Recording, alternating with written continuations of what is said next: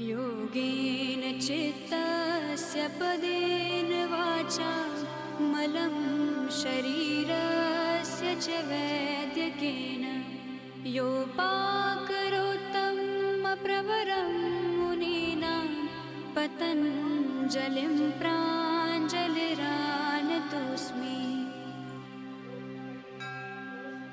योगेन चित्तस्य पदेन वाचा मलं शरीरस्य च वैद्यकेन योपाकरोत्तं प्रवरं मुनीनां पतञ्जलिं प्राञ्जलिरानतोऽस्मि।